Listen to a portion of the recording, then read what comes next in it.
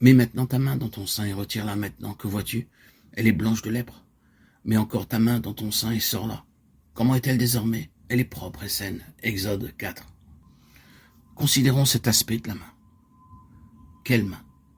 Cette main qui avait mis à mort l'Égyptien, cette main tachée par le sang, cette main de la force naturelle, cette main de l'autosuffisance, cette main qui représentait l'ancien Moïse et son échec. L'échec de l'énergie et de la conduite de sa propre volonté. Mais cette main à l'intérieur de ce qui est en toi même, Moïse. Vous pensez que c'est ce qui est naturel qui peut saisir la verge donnée par Dieu? Pensez-vous que c'est ce qui peut permettre d'introduire l'autorité céleste? Certainement pas.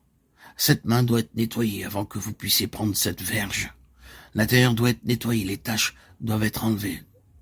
Toute cette propre énergie et cette autosuffisance doivent être retranchées. Moïse, dans ton sein et en toi-même, tu ressembles à cette main lépreuse. Est-ce que nous ne découvrons pas cela? N'est-ce pas semblable à ce qui est dans mon cœur?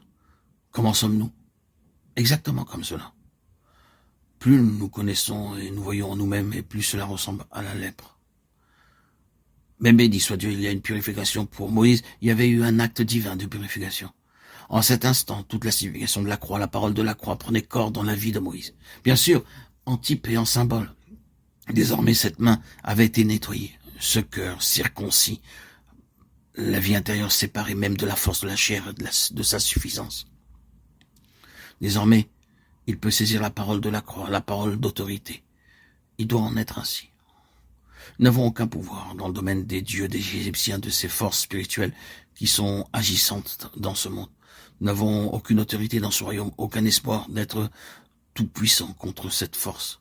À moins que quelque chose n'arrive pour nous délivrer de nous-mêmes, de notre propre force, de notre suffisance propre et de nos propres cœurs. Après cela, il y a eu cette période si importante que je n'ose la traiter en ce moment.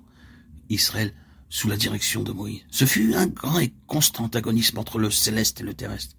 Les 40 années d'une nation dans le désert typifiaient l'antagonisme du céleste et du terrestre, ouvertement en conflit. Ils avaient été amenés hors d'Égypte pour être un peuple céleste, pour avoir toutes leurs ressources, tout leur soutien et leur secours du ciel, pour être dans ce monde sans être de ce monde. Cette expérience peut être faite dans le désert. La pensée divine, c'était de donner une grande place pour le céleste. Il aurait eu un lieu pour le céleste dans ce désert. Tout du point de vue divin devait être céleste. Le peuple devait être constitué sur des principes célestes.